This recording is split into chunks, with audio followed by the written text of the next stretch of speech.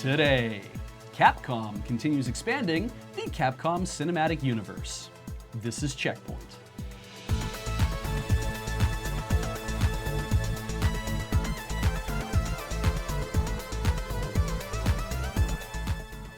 Welcome to CheckPoint. I'm Beej, filling in for Kathleen. And I'm Ian, also filling in for Kathleen. Graham isn't here either, but we figured we'd be fine without him.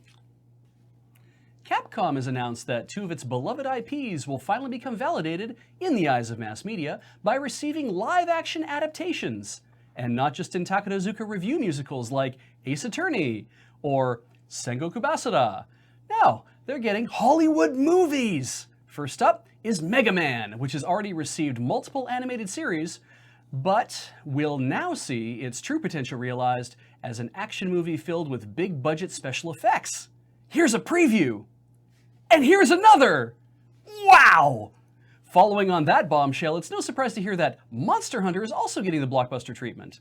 The epic story involves two people from different worlds fighting to do whatever, who gives a shit. It'll actually involve nondescript dudes with hammer swords punching mutant dinosaurs in suggestive orifices, and I'm sure it'll be a blast.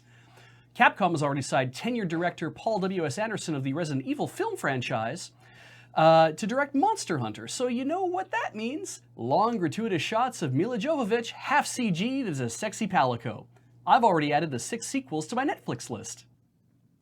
Thailand, known to vacationing gamers worldwide for its spicy food, azure lagoons, and low resource requirements, is now in the sights of developer Bluehole for the follow-up to their ultra-successful post-capitalism utopia simulator, PlayerUnknown's Battlegrounds.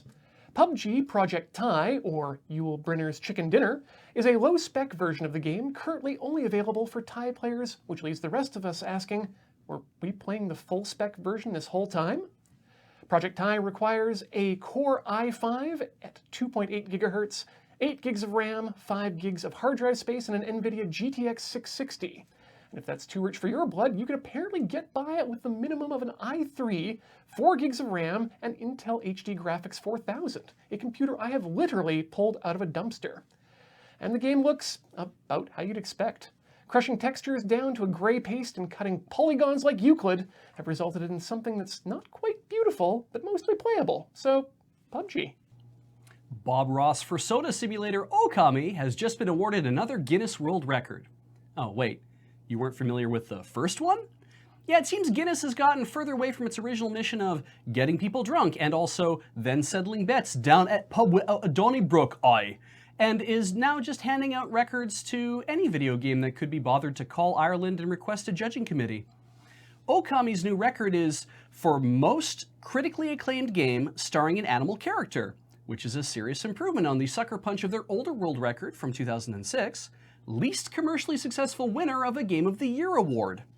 If Guinness is just throwing around world records, why not award one for, I don't know, most playable characters in a hack-and-slash game? Oh wait, that's right, that was just awarded to Warriors Orochi 4, which features 170 playable characters. Glad to see I can now just walk around EB Games with my buds and witness world records by reading out the breathless box copy. Developer Epic's epic PUBG simulator Fortnite has announced their new Support a Creator event beginning next week. Between now and the end of December, creators, who have been defined as video makers, streamers, storytellers, artists, cosplayers, musicians, and community builders, can all earn $5 for every 10,000 V-Bucks that players spend. This differs from the conventional support program in which every dollar is spent that goes directly to Epic, and that money is distributed arbitrarily amongst the game's actual creators. This doesn't mean that creators will actually have purchasable content in the game, though. Players can choose the creators that they want to support with a 14-day long tag, and every t-shirt, pair of clown pants, or flesh-toned balaclava will count towards their total.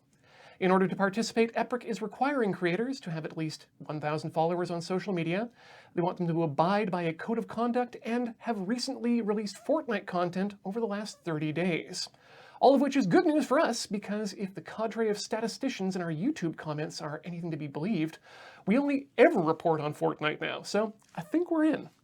Oh, that sounds pretty easy and lucrative. We should probably sign up for that. Oh, Beej, you think I'd present a story like this that was this silly if there was even the slightest chance of us not taking advantage of it? I asked Paul to submit the paperwork 35 minutes ago.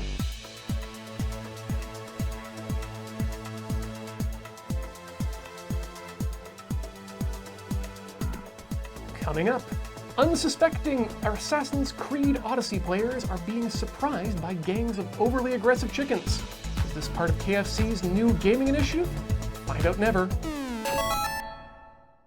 Local recording, the chat keeps saying, Yeah. of course. We're professionals.